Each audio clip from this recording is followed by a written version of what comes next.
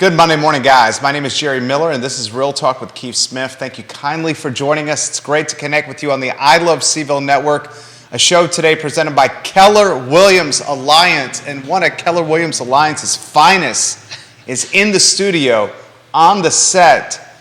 And dude, he is such a pimp. Kerry Griggs, 10, 15 seconds away. We'll give some props to Keith Smith. He went up the eastern seaboard to the Manhattan, to the Big Apple.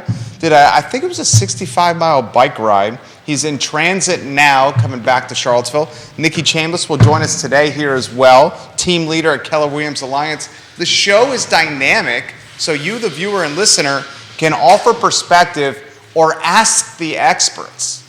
And Kerry Griggs and Nikki Chambless embody that moniker, experts. Judah, why don't we first go to the two-shot, and we'll welcome Kerry Griggs to the show. Kerry, how are you, my friend? I'm doing great, Jerry. I'm doing great. Just living the dream. I love having you on the show. One of the few folks that come on the program that may have even more energy than yours truly, especially this early in the morning. My friend, since the last time we had you on the program, the chitter-chatter on Preston Avenue, on Main Street, up Rugby Road, and all over Central Virginia is Kerry Griggs is a real estate investor. Yeah, I'm trying to step into the real estate investment side of things. You know, I've built homes, I've sold homes, and now, so I want to kind of just diversify my portfolio and the way I make income from me and my family. And so investing in real estate and having a couple of rental properties is kind of the direction that I'll be moving, you know, and try to get one every quarter. So dang, that's an ambitious effort right there, Nikki Chambless. One a quarter. Wow, we love an ambitious goal. Go after it. So tell us about the first one.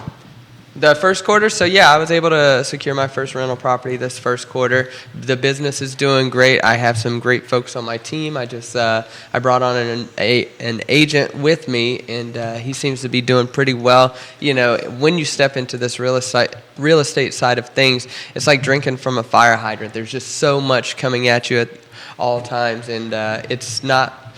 You know, you can run your business however you like. You know, there's so many different avenues that you can prospect for leads and clients and how to help families try to achieve their real estate goals. And so, you know, he's going to be really, really great. And I'm just super excited. I mean, you know, we talked about the investment side of things, and it's an ambitious goal that I have. But you know what? Go big or go home. I like it. I like it. T-minus 30 seconds, Judah, from Nikki Chambless, if you have that three-shot ready to go. So who's this new team member you brought on? That's what I want to know. I feel like that was like a clickbait situation. Yeah, so that was clickbait. Who is the new team member? So I have a new guy. It's called a tease in the business. Yeah, it's a tease right there. Yes. No, his name is Sean Murphy, and I worked with him in construction, and he's very meticulous, and he really pays attention to detail, and I think he's going to be very, very well for clients when it comes to listening to their needs and knowing exactly where to put them into in the market. I think he's going to be a real, keep your eye on him. I think he's going to be doing great. I like that. That voice you heard in the background is the distinguished, very intelligent, truly dynamic Nikki Chambless, who is now on set. I was like, who are we talking about? The front woman of Cake Fight, team leader at Keller Williams Alliance, all-around cool person. She's on the program right now. New team member on the Kerry Griggs team. It's awesome. It's awesome. Yeah. So it's very interesting because in this kind of market where, like, we're expecting some realtors to be like, peace out, right? That's kind of the expectation. We also have a lot who realize that there's an opportunity here because Kerry might be the most recent person to add a team member, but there are various people within our market center, our brokerage, where I'm having conversations about, hey, how do you build a team? And it's really cool because I can be like, hey, this is what Kerry just did. Yeah, no. I mean, I follow the Red Book, so, you know, if you're not... Tell us about it. Familiar with that, that's a millionaire real estate agent, so written by Gary Keller. So I read that, or I listened to that on audio, so ADHD kicks in, and I can only sit still for about 30 minutes, so listening to it on audiobook is pretty good for me. But, you know, that's my superpower, I'll be honest with you. I can multitask, I can get things done, and having been in the real estate game, it really helps me break out of the monotonous of like the daily routine. So I get to meet with clients, I get to sit down in front of my computer, but you know, it kind of has it outlined for you, and what has been proven successful for some other agents. So if it can work for them, it can work for me as well. This guy's crushing it. Brittany Gray giving you props. Hey, Brittany. Sean Yeah. Hayes giving you props. Nice, thanks. Tracy Burge giving you Thank some you, props. Tracy. Yeah, those are my rugby teammates right there. There you go. Got the TV station down the road watching you guys here on Real Talk with Keith Smith. Keith Smith watching What? here on Real Talk with Keith Nice. Smith. Say you're Keith. on vacation. What are Keep you your doing? eyes on the road there, Keith Smith. Yeah, right. How's the second quarter going so far, Nikki? I mean, it's going. Like the struggles we've been talking about for a few weeks are still struggles, right? That hasn't changed. And it's interesting to hear, like, I don't know, a year ago we're having very similar conversations, truly. Some of it's changing a little, some of the outlying areas are a little different, but it also depends, like Kerry and I were just talking the other day, it depends on the pricing and the location and, whether or not it's winning the beauty pageant, really. And one of the things we've talked about for weeks on the show is it also depends on how much work needs to be done. Because for a good year plus now, buyers don't want to have to do work. They want to be able to move in, maybe paint, and that's about it. Partly because it's really expensive and challenging to find somebody to do the work in any near future. How do you characterize the market? Truly still seller's market? Oh, absolutely. Okay. Because it's been a seller's market that For a hasn't long changed time. since I started in real estate, right?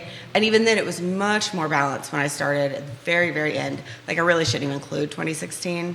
I should have waited until January 1st and not had to pay extra quarter of association dues. But I was so eager and so excited that I wouldn't listen to anybody about that. So, no, it's been a seller's market since then. That hasn't changed. Has the market changed? Oh my God, yes. Yeah. So very much. But it's still been a seller's market. Now, the details of that market, and when we were looking at any particular area and those micro markets that we have, because all real estate is hyper-local, right? That's where the conversations, I think sometimes we're like, oh, but is it really a seller's market? The technical answer is absolutely, and I understand why the question is being asked. And here's the answer to that, right? So...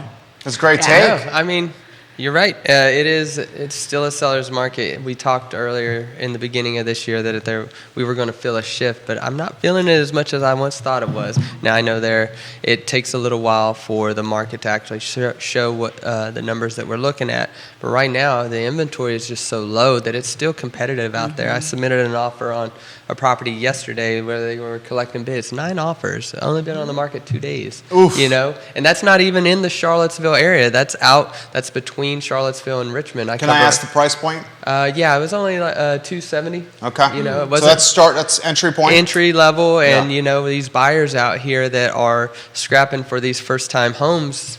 It's a very competitive market, and like I said, this is out in the country. You're about 45 minutes away from Charlottesville. All right, how about the follow-up question to this one? Okay.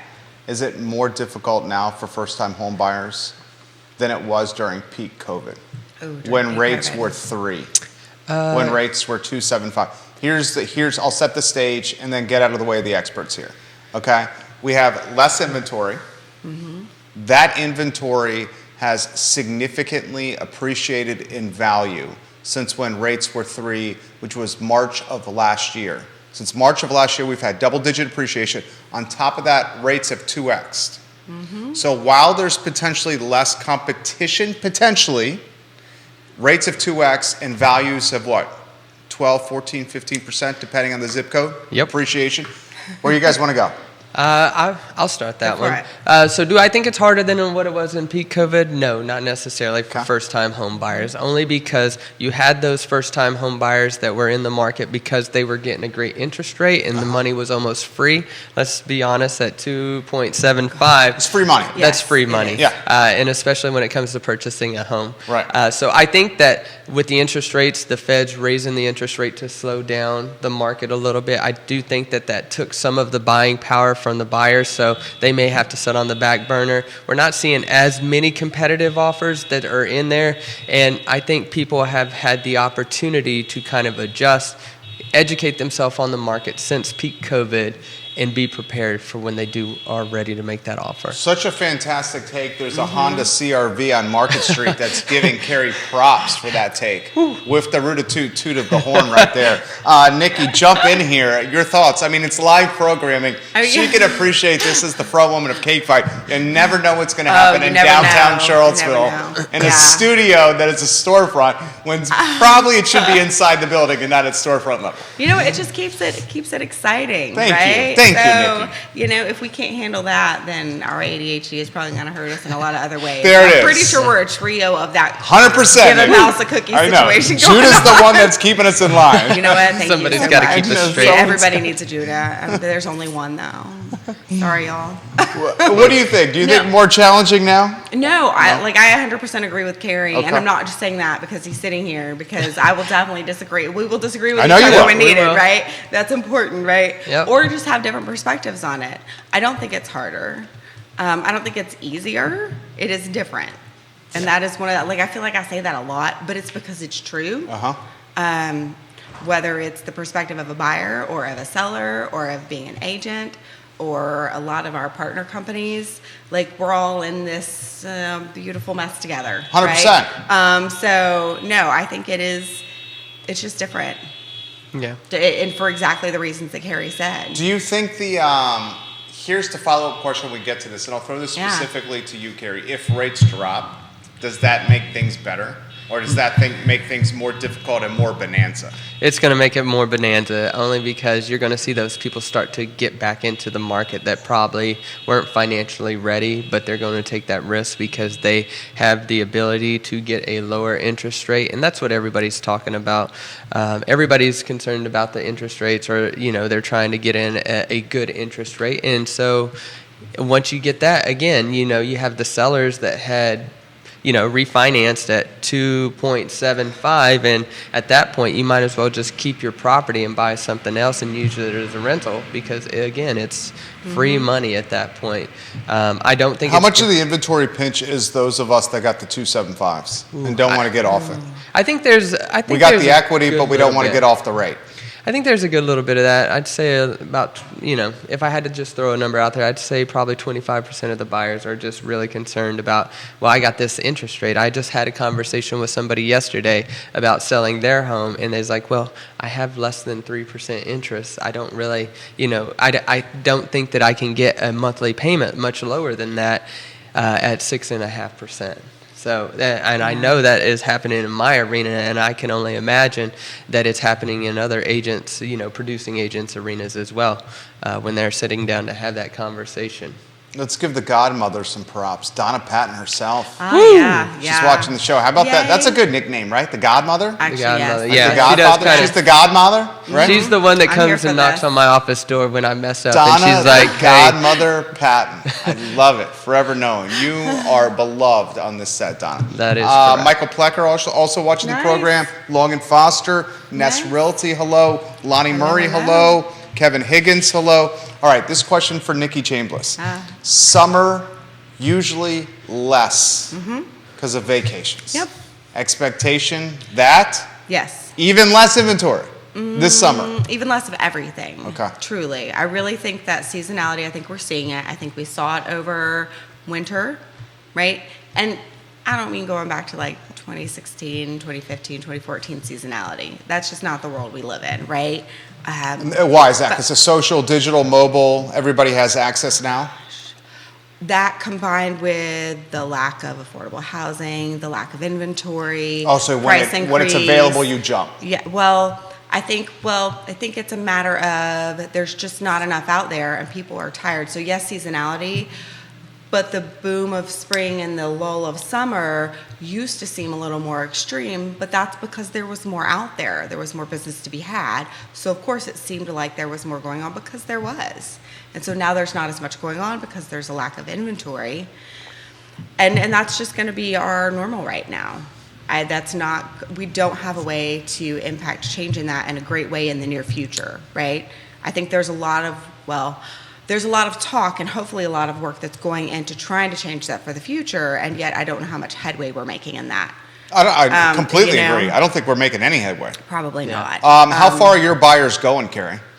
As far as what, price point or As far as territory. territory? Oh, well, so I cover a large territory. I cover, from Richmond to Stanton, Lynchburg to Culpeper. So, ideally, the conversations that I'm having with buyers, if they don't specifically want to be in a certain area like Richmond or Charlottesville or Stanton, the main conversation is 30 to 45 minutes out, right? And then you're going to touch all these surrounding counties. You're going to touch Lake Monticello, Palmyra, Fluvanna, Louisa, Ruckersville, Waynesboro, those kind of alcoves of Charlottesville.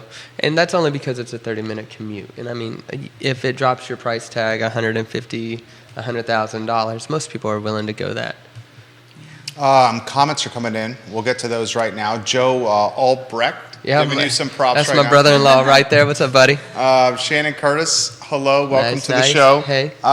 This is coming in from someone who's looking for a little bit of an anonymity. If you've constantly losing the battle to purchase a house and you have a rental that's coming up where your lease is coming up for renewal, how do you navigate that dance? So I'm just going to start. I'm going to plug here. So you definitely need a trusted advisor. You need a realtor. You need a realtor who's giving you really good advice, and you need to truly consider what that good advice is. Because I know we run into that all day, every day, where It's a common occurrence. And we is. empathize And for it you. is. And we empathize. And truly, you have to look at your personal situation. And I do want you to piggyback onto this big time. But I want to lay some foundational things. At our sales meeting last Tuesday, one of the questions that came up is, hey, are you finding buyers now seem to be leaning a little more particular in a way that's helping them not win the deal, right? And what the conversation in the room ended up being was, well, what we're finding is a lot of the people who we taught and educated, they've either closed or they've decided to take a break. And so now we've got a new batch of buyers in, and I'm not saying that that's the person who is asking the question, but I'm trying to give some background conversation around this. So if what you're willing to do isn't what gets the home in the market, then it might be time to continue to rent. And I would seriously have some great conversations with your trusted advisor that's your realtor, would have some great conversations with your lender. And if they don't know what they're talking about, get you some new ones, right? Seriously? Yep. And I would recommend that for most things in life, whether it's your insurance, your cable, internet, phone. If it's not working well, Especially in this market. get you some new ones. In this market, there's really good people looking to provide really good service. And talk to them, though, because Yeah. I will say one of the things that I found when I'm talking to people, when I was working with buyers and sellers, and they would say, oh, this was my experience. And a lot of times I would ask questions around that. Well, hey, did you reach out? Did you share this with your person? And they're like, well, no. I'm like, well, we're not mind readers, right? So keep that in mind, too. We don't read your mind as much as it may seem like it sometimes. It's not how we roll. So I'll piggyback off Tack. that. So it really, communication to me is key when it comes to dealing in real estate, because there's many facets to that scenario that I think would be helpful for the person that is losing and coming to a deadline of their rental being taken, pushing up against that deadline. One, I would talk to the landlord and see if a month-to-month option would be available. Some landlords are not going to be acceptable to that, so speak with your other trusted advisor. And just figure out where those pain points are. As a real estate agent, I can kind of tell, just by having conversations, how much business they do. Are they communicating well? If I'm submitting an offer on my buyer's behalf, I always follow up with a phone call just to make sure that they've received it. I don't just send the email, here's your offer. So I just follow up with the agent and ask them, what does the seller find desirable? What would put our buyers in the best position? And usually, they're going to tell us. They want to know, and they want to get. They want to make the deal. Yeah, they want to make a great offer for the seller, saying, "Hey, look, this is what we have on the table." And so, it's in their best interest to tell us what the seller is looking for. And when you can do that, you communicate with the other agents. They're going to put your buyer in a much better position. Now, there's certain things that you can't always control. Maybe you don't have that down payment fund, or maybe you don't have those closing cost funds. That's when you go back to your lender and you ask them, hey, are there any programs that I can do, like a first and second mortgage? I know VHDA is a good one. VA is a 0% down. If you can kind of get creative and find a way to wrap those closing costs in there, if you can, or increase your purchase price, That's not always desirable when you're going against multiple offers, but VHDA is a good example of a first and second mortgage where you're looking at this loan product and you don't necessarily have to come out of it with cash, and it doesn't take any more risk to the sellers to accept your offer that way. And then also having your agents, if you are losing deals, why are you losing deals? Does your agent follow up with the agent and ask them where your offer has fallen short? Those are just little tips and tricks that I try to do for my buyers so that you're not losing every single deal 10 times, right? You might lose one or two of them, and we're professionals. We're in this business every single day, so we kind of get to see what happens every time we submit an offer. But if you have a first-time home buyer that's never been through this process before, and they think that their agent's just telling them to raise the price or put in an escalation clause to get a little bit more, that's not always the case. And in order for you to learn and experience that, you got to feel that burn a little bit to know that, yes, this is the market you're in right now. Mm-hmm. And if Dude. you... No, that was one of the best takes ever right there. Amazing. That was awesome. And did you catch how he started with? That was great, Kerry. Go to your landlord and see what can be done. Sure. Right? Because the worst they can say is no. And that's not thinking out of the box. That's called being a professional, giving good advice. Right. So I think that's a key thing to realize is sometimes I end up having conversations where I feel like we're saying think out of the box. And I'm like, no, that's not thinking out of the box. That's the standard. Yeah, if you're not meeting that standard, then we need some education. Keith sent us an email. And I've seen that. Did you see it? Yeah, the average is 22 days on market. Yeah. The is national, right? Yeah. National average for days on market is 22. And I would say you're even less around here. It's even less around. Can you check Paragon for DOM around here? I would imagine it's single digits, right? Yeah, I would say 7 average? days We'll or keep less. talking while I get Yeah. there. Oh, for sure. Also, I think he looked specifically, because he always goes back to, and I think it helps with consistency of What, Almar and Charlottesville? conversation. Well, he goes to Lake Monticello. That's right. Because when he you does. have 1 point, then A you can baseline. actually compare. Yeah, Yes, good call. Right? It's good call. So let me see. Well done, Nikki. So DOM, this is what Keith sent us before the show. He sent it to myself, to Kerry, to Nikki, to QB, to Quentin, to Judah. National days on market is 22. Yeah. We're talking historically low DOM Didn't Taylor for this Swift write a country. song about that? Sorry. Did she? I don't know. It was Do you know that? 20-something. Sorry. 22. The headline of Taylor what he Swift. sent Really? us Did she? I is feel like you the Googled that. savagely unhealthy housing market back. Do you want to take a crack at this, Kerry? Any take you have on this? So I don't think that it's going to be as savage as what it was in 2021, 2022. I think there's still opportunities in there. And again, I talk about having the right agent all the time and the right people in your corner. That's going to be title company, agent, lender. Having those people in your corner, and you just, again, get creative. There are so many avenues that you can do. You can do for sale by owners. If there's a particular location that your client wants to be in, you can always do driving for dollars, where you go around and you find the distressed looking properties, or maybe grown up yards, somebody that maybe not living in state, the absentee properties that we have around. Or if you even just want to have a better manage on your timeline, if you know that your rental is going to be up in 6 months, look at a new construction option. That would be a great option, and get in the location that you want. I understand that it's not at a price point that everybody can afford, but those that can, you can kind of dictate your timing. If you want to be 6 months out, go ahead and start looking now. If you know that your rental is not going to be the move that you're going to want to do, if you're going to stay here for long term, you want to kind of get ahead of the game. New constructions are always a good option. So I don't think it's going to be as savage as what it has been in the last 2 years. It's definitely going to be tight, but I think as more inventory starts to come to the market, people will have that opportunity. And I don't know if y'all have noticed, but there's a lot of new construction, new communities popping up, so it's going well. You are going to spend a little bit more days on market for new construction because people can't visualize it unless you have a model to walk through. And so I think that's going to be a little bit challenging for some of the construction, but I think it's a good avenue, though. Savage market, yes. Savage market, no. 22 days on market nationally is the baseline of the article. Is there for the savage headline? Is that what that said? Yeah, I'm inclined to agree with unhealthy. Kerry in that it's not as savage as peak COVID. But No, DOM agreed. and Carr or Lake Monticello is what, 8, Oh, 9? hold on. Yeah, Let me go single back. Sorry. digits. It's I got would to be say. single digits. Yes. And actually, so I pulled more data because I wanted to be able to look at more things. And let me change it because now I'm like, oh, I should have just gone for that. 4,500 homes, often our Yeah. baseline. Oftentimes where folks go if they're looking to penetrate the market with a first-time purchase, although that neighborhood's changed and may be actually phasing out of the first-time home purchase, Lake Monticello, because you're probably looking, what, high 2s for the distressed ones, 3s for the ones that are in good shape for a starter at Lake Monticello for an entry point? I would say Okay, so 350 here's- is a probably 350 entry at point Lake? for Lake I'm looking at Monticello. closed in the last 30 days. Yeah?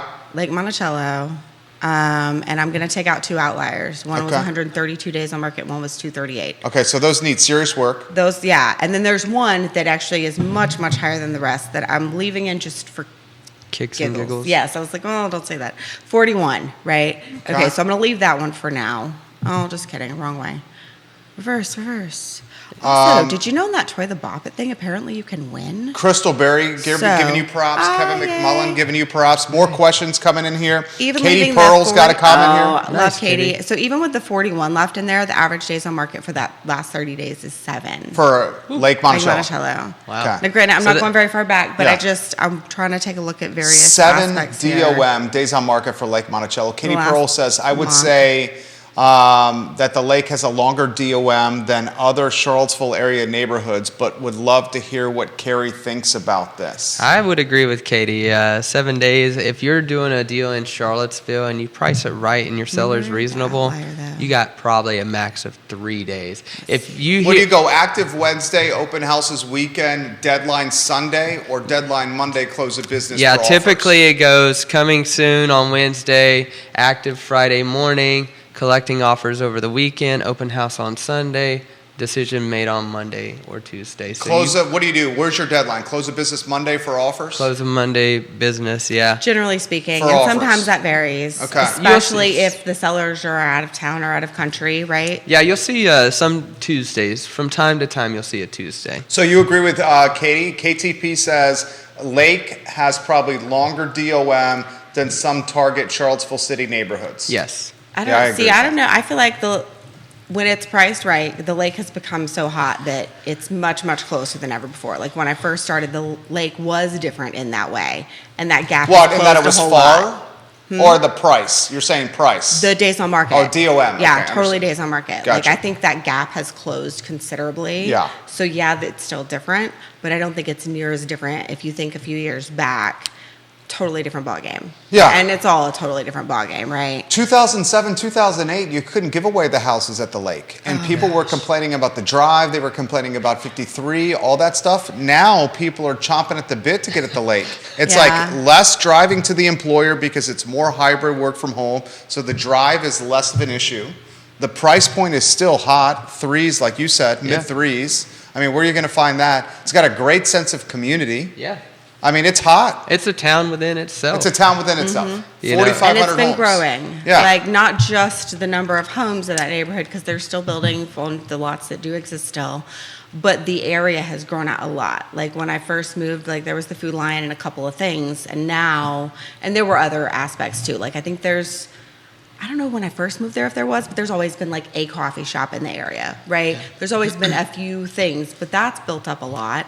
Zion Crossroads has built up a ton. Like I remember when that Walmart was first built. Yeah. There's a new Like, community and there's going in there just too. there's so much that's built up around these areas where it's like, you know what, they can work in Charlottesville and not do a single thing while they're here and handle everything there either near the lake or Zion Crossroads. But if you look at it, let's just go anywhere outside of Charlottesville or Richmond. If you look at any of these communities around, I mean, you have North Point, which is north of Charlottesville. That one's growing so fast. You have, if you go towards the lake, you're going up 53, and before you go that roundabout, they're putting a new community there.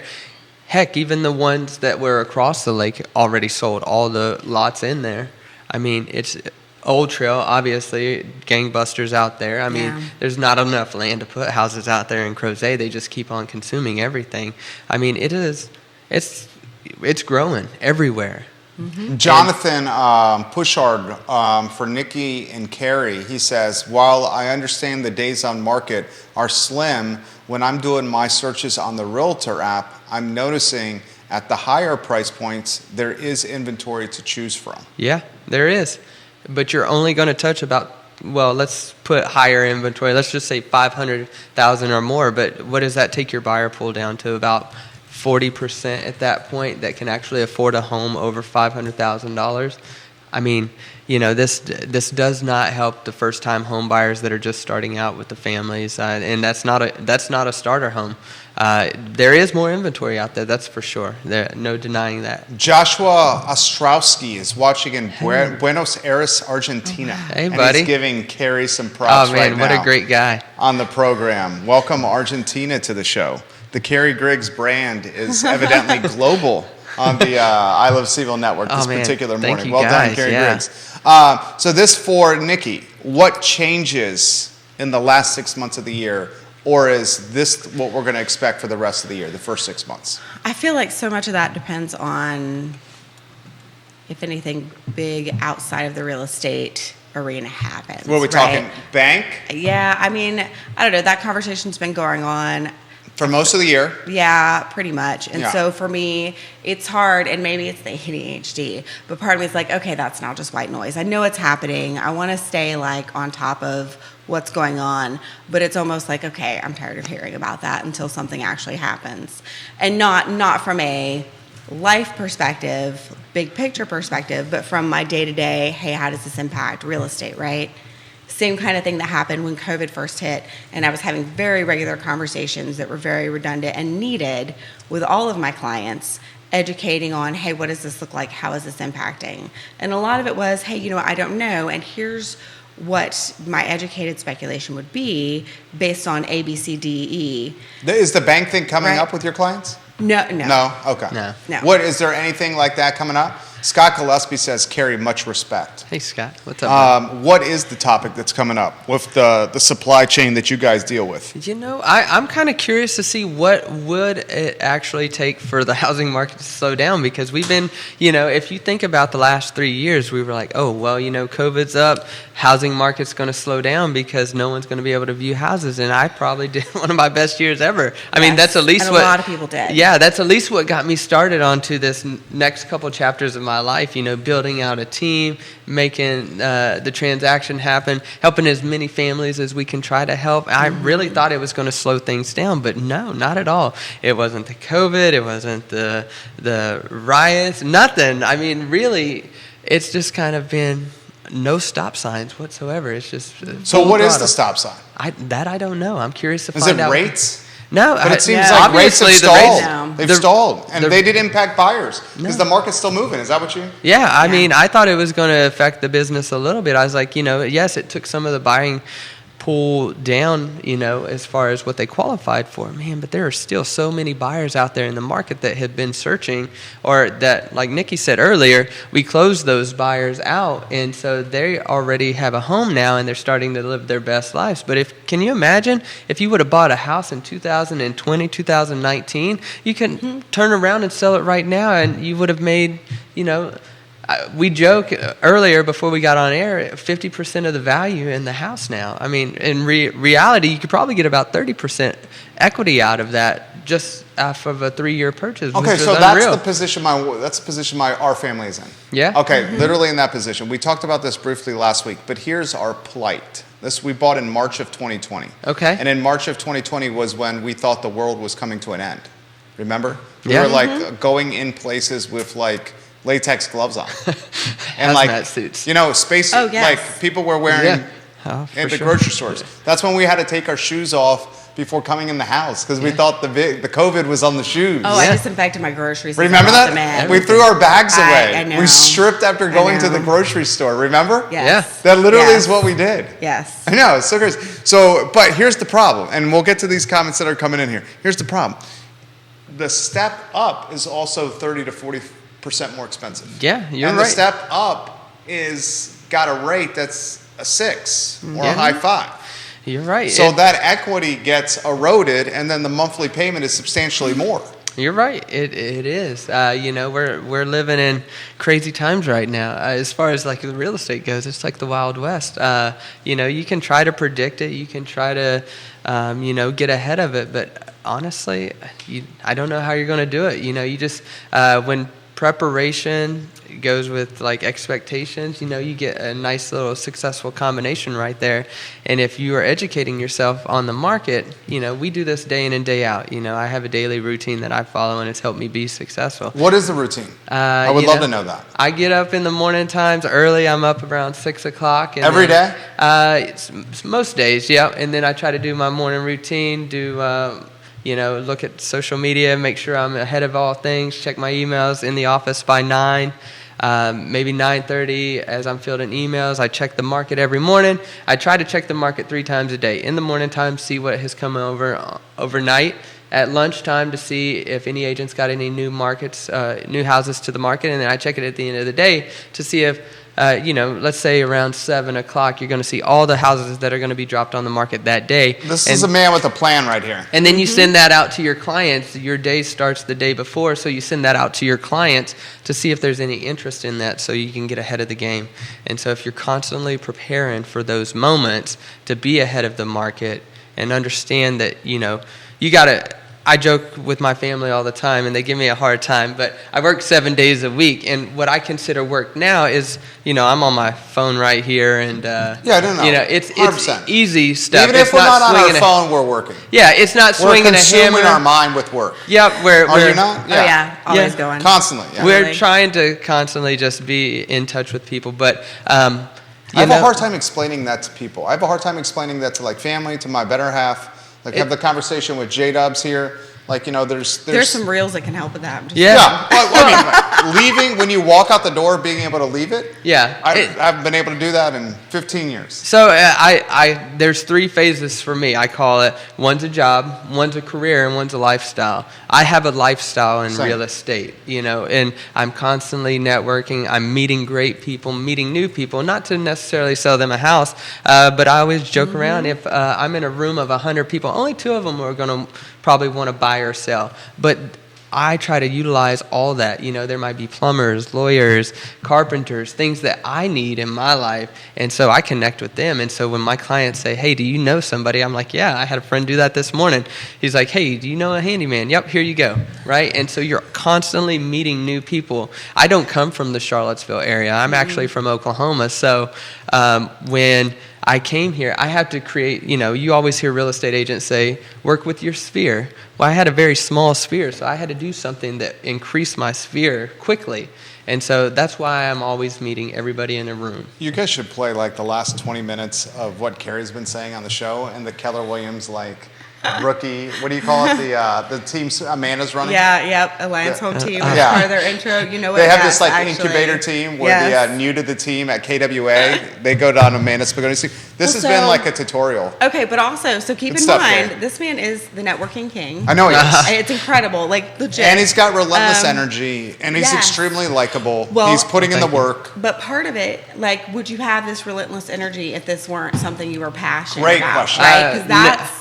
No, honestly, I don't think so. I've had jobs where it was just, that's what it was. It was a job. Well, your boys are talking about it. I mean, look at this comment that just came in. I've known him back when he was hammering nails for someone else back in 2008 when he was swinging a hammer. This is from Scott. And they've known you and they've seen the transformation, and that's why his digital network is literally giving him props on this blossoming. I'll be honest, the swinging the hammer, very humbling experience for me. I was thought people looked down on me because of it, and they weren't looking down on me. They were trying to figure out what I was doing. The guys that were walking around the job sites in suits, they were looking over my shoulder to figure out how I was doing what I was doing, where I thought they was looking down at me. And it just goes to show that, you never judge a book by its cover, because on the other side of this, you don't know anybody's story. And I'm very, very fortunate to be where I am. I was talking to my wife, and 7 years ago, I was living paycheck to paycheck, and my electricity got shut off. We had to go without heat, and we just had a brand new baby, and so it doesn't take long to change it once you put the plan in action. Dang, dude. I know. Tell that story. For real. Tell That's that my story. success story, man. The vulnerability of not having the heat with the baby. Tell that story. It was, That's humbling. I was scared. Yeah. And, I had to borrow $250 from my father-in-law to get my electric cut back on. So this is scary at its rawest form. But, I'm very fortunate today. I can, not to sound cocky or arrogant, but I can buy without looking at the price tag sometimes. I can take my wife out to dinner and not have to worry about what the bill is going to look like. She reminded me this morning, she said it wasn't not too long ago we'd have to check our bank account before we got gas. And I'm like, you know what? It feels good. You put in the work and two things. This is a twofold. You put in the work and the work will take care of you, right? And then surround yourself with great people that are going to level you up, because that right there is going to be the key thing, is being around people that are going to level you up. And that's going to be your friends, your peers. Don't forget where you came from, but also don't be afraid to excel. I love it. Yes. He's incredible. And I love it because one of the things that I've heard him say a whole bunch over the last few years has been talking about, hey, I'm not trying to do this, but for so many years, because he's trying to build a team and something that can grow and grow beyond him and without him, and diversify his income streams, like this whole investment property thing. This is new to you, and you're just getting started. Walk us through what you did with the investment property. I mean, just give us anything you can say. So the mechanics of the deal, anything, your like plan, your vision. I would love to hear that. People love that stuff. What I was telling you earlier? Yeah. So I had a scenario where, This is great, guys. Listen to this. The guy was going into foreclosure, and I asked him, I said, how long do I have? And he said, it goes to the auction steps in 6 days. And I was like, wow, I can't even get listing photos in that amount of time. I mean, realistically. So he approached you about selling his house. Yes. 6 days before it was going to foreclosure. Yes, and so I told him I can, try to find somebody to do it with cash, and it was in an area that they weren't willing to go. And so I offered him, he told me what he wanted for it, and then I said, why don't I give you a little bit more so that you can walk away from this with something in your hand? I said, let me keep it from going into foreclosure for you. So I called the asset manager and the attorney for it. And so I said, listen, I'll pay you this set amount, which was more than what he was asking for, because I didn't want to feel like I was taking advantage of him. And I wanted him to walk away with a win. And I told him, I'll pay all your closing costs. I said, I'll take care of everything. I also gave him anything in the house that he wanted, the appliances, which wasn't any good for me because I would have to totally renovate it in general. But it was a win-win for us both. And so my goal, again, is, to make this a Section 8 rental so that, one, I'm creating affordable housing in the communities that I want to be in, and two, just to be helpful. I think this is a big problem. And, if the government gives vouchers for that, it makes a whole lot of relief on the families that truly need it. You're using it to get back on your feet. I think there needs to be more of that. I can't tell you how many Section 8 prospects that I see that they're just like, there's not enough inventory. So my goal is to have a door or, buy an investment property every quarter, and to eventually, 10 investment properties will take care of all my living, 20 will set me financially free where I don't have to work anymore, and 200 doors are my goal. So when you talk about doors, because you almost went there and then you corrected, I think, to make sure people understood what you're saying. When we're talking doors, because right now, what do you have? Is it a detached property? Yep, it's just a single-family detached property with a yard. It's small. Where's it at? It's in Stanley. Okay. It's small, but I kind of want to keep it that way so that it's easy manageable for aging folks or people starting out, and it just seems to be easier to maintain the smaller properties. Don't get me wrong, everybody wants a big house because you can store it with lots of stuff, but for those people that need help, and they're just trying to get on their feet, let's start them off with something small. 200 doors is the actual doors itself. I would ideally like to have like a 16-unit apartment complex. That's going to be one of my next goals. I dabble in the commercial space as well. I showed a church this weekend, which was fantastic. Okay. Where was that? Nice. It was over there in Goochland County. Okay. I am getting a little bit more creative with this stuff. And, it's all trial and error. Let's be honest with each other. There's no handbook on. There's no plan. No, Yeah, I mean, it's like being a parent. You have to try it. What sticks? Yeah, and you kind of got guidelines, and you can educate yourself on it. But, at the end of the day, there's so many avenues that you can go down. And everybody runs their business a little bit differently. All my units are going to be Section 8 units. A lot of people is like, well, walk us through the Section 8. Like how the Section 8 model works. Like, how do you get, I legitimately have no idea, and I legitimately want to learn, and I think other people do. I'm still learning the process myself, but you have to apply for the Section 8 as well. Apply with whom? Or what? So that's going to be, there's paperwork that you can fill. There's actually going to Section 8. You can pull that paperwork and the documentation out. I actually bought a course just for Section 8 because I knew this is in the direction that I wanted to go, just so I can create affordable housing across the board. So you can Google it, Section 8 housing, and you can get the form there, and then you just submit it to the website that the email address, you put it back in their hands, and so this is me. You can walk with me on my adventure. Talk to me next month. I'll have a little bit more detail. You know what would be freaking amazing? I sincerely mean this. This is just a free advice from someone who does this. Create make this part of your professional brand and do the flip book story of you becoming a real estate investor, specializing specifically in the Section 8 space, and legitimately document every step. Well, and I think if you document every step of being a Section 8 landlord, that you will effing it will go viral, and then your following will get huge. Well, I sincerely believe that. I might have to do that, honestly. Like I said, I want to create the affordable housing, right? Because there's a need for it, and just help as many families as I can. Well, this is like being a social entrepreneur or a conscious capitalist, someone who can run a business in the black and make a profit, but do it in a way that makes the community better. Yeah, that's what he's talking about doing. So the stigma with Section 8 is that maybe the property is not as well taken care of, stuff like that. You're saying that's not necessarily the case here, or we're about to find out.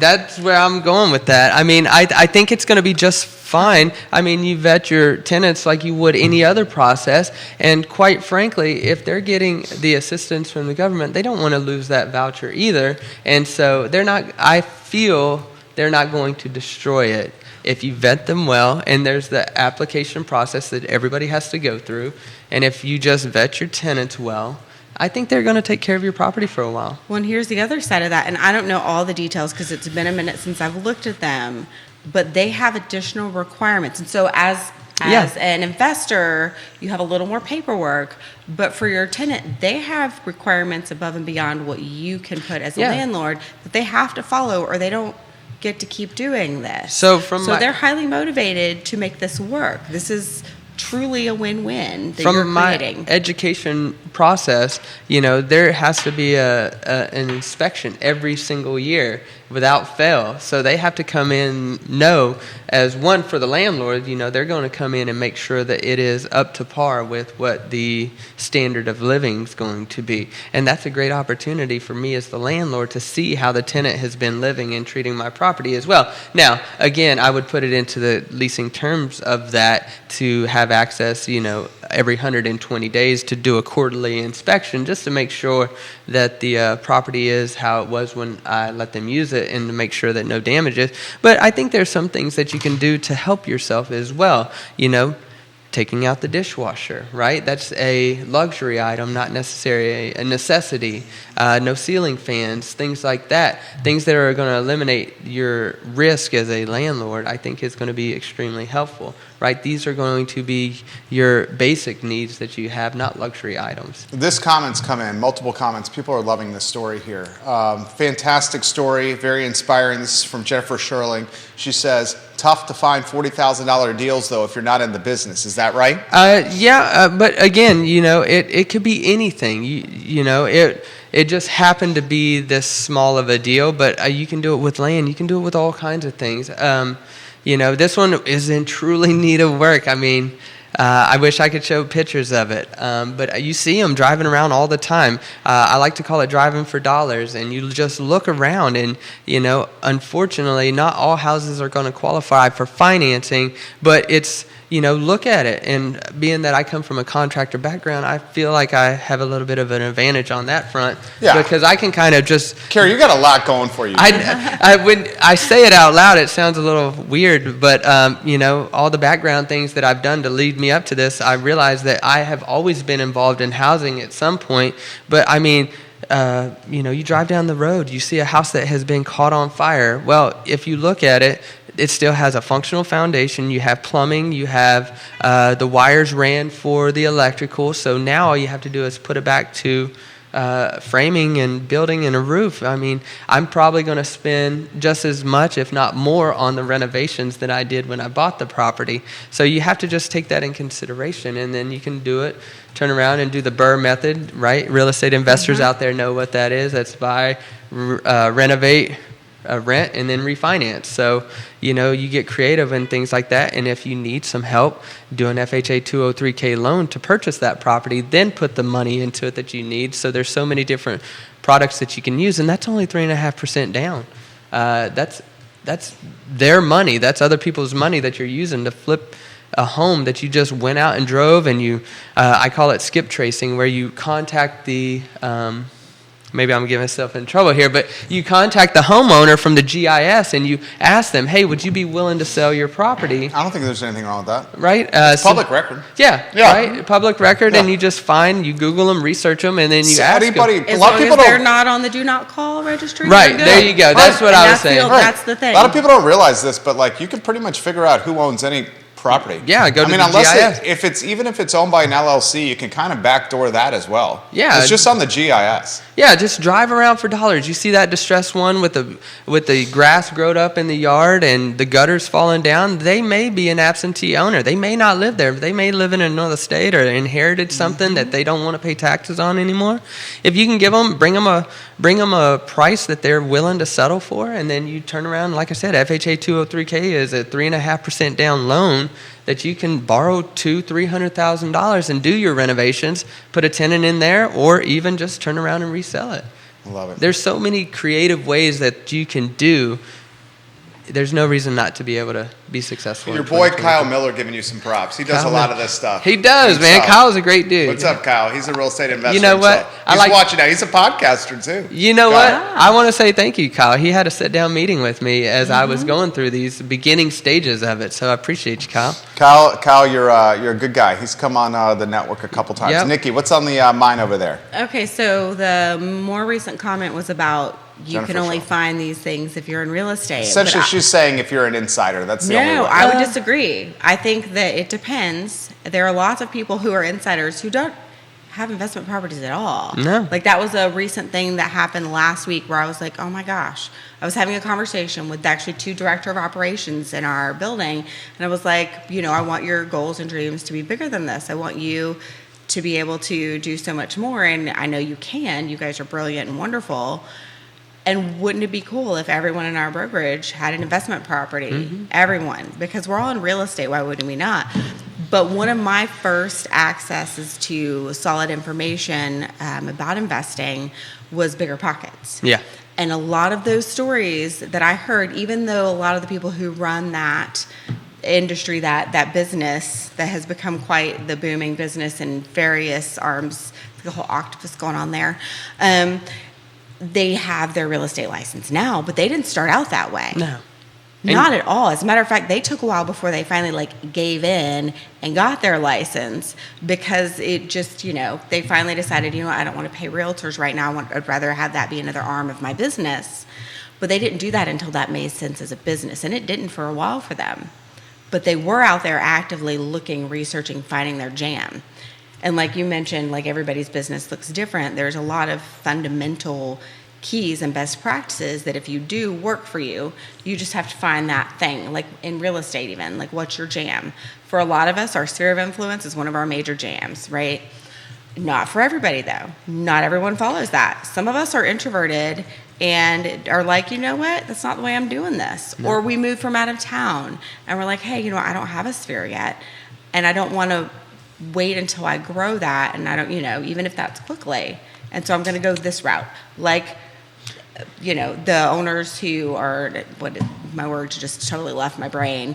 People who don't live there but own the Absentee home. owners. Absentee owners. Thank you. I'm like, Yeah. I know the word. Y'all help Yeah. me here. Yeah. I love that So strategy, there are dude. just a lot of different things there. So, you don't have to be a realtor. Katie Pearl, and Katie, I 100% agree with what you just said here. She goes, I love Kerry so much.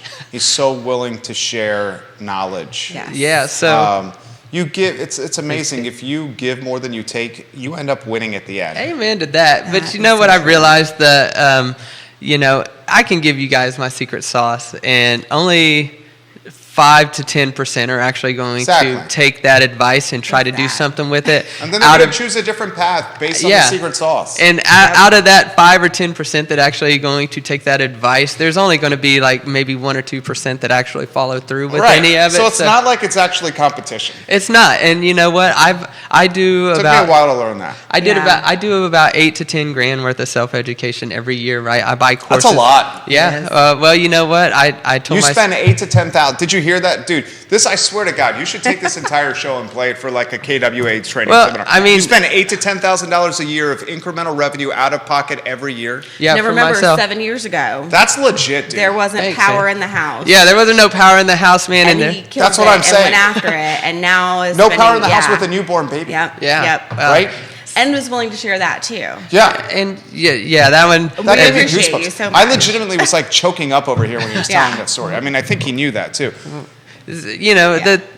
When you stop learning and you think you know it all, that's when it's going to catch you. And like I said, there's so many highly successful people that just are super creative. I've been following a guy. He starts LLCs and is able to get no document loans with banks like Truist and Navy Federal with a brand new LLC for $50,000. Yeah, up to Then he- $50K. Yeah, and then he goes and he puts that into an automated business, and now he's a millionaire at 28. I mean, just people like that. I bought his course too, and I'm learning all about the credit scores and things like that. And even though I know most of this stuff, if I can take one little nugget out of that course, I am better off than what I was when I started it. And so I do a lot of self-education, and I've been able to, like I said, be surrounded full of people that think big. I don't call my team a real estate team. We're a wealth building team, right? We sit down every week and we go over our goals. Our yearly goal, it's called a 411. It's in the red book, Keller Williams Millionaire Real Estate Agent. It's what your goals are for the year, what your goals are for the month, and what your goals are for the week. And I hold my team accountable to that, and we have to go through that. And they hold Personal me goals or both, team goals? Both. Both? Yes. Yeah, It's because awesome. I don't It's feel awesome. like you can just disconnect from No. this. So, my team members, they want to own investment properties, and so I got a new agent coming on, so I make him think big. And so I'm like, that's, think so big that it scares you, or that other people may laugh at you when you tell them their dreams. I told people years ago that I wanted to be a millionaire, and everybody laughed. My wife was commenting me on this morning. She's like, but they're not going to be laughing in a couple of years, are they? And I'm like, no, I guess not. Nah, dude, your wife sounds Good amazing. for her. Oh, Yeah. man. She is. Amanda, I love Yeah. you. She is Yes. 100% like my person. Kyle Miller loves what he's hearing right now. He says, what's Yeah. up, guys? He gives the strong emoji. Yay. And a follow-up to Jennifer's comment from Thomas. Well, if you want the inside information, sounds like you need to get with Kerry or Nikki. I mean, that's Thomas's comment. I mean, to Jennifer's You're not comment, she wrong. goes, do you only get the 40K deals if you're in the business and you're an insider? No, you can work alongside an insider, and they can pass it along to you. And- DeAndre McDonald Oh my told the gosh. story. You came on the show with her, She's right? incredible. The Yes, hotel? yes. She got that Yes. hotel hookup from KWA.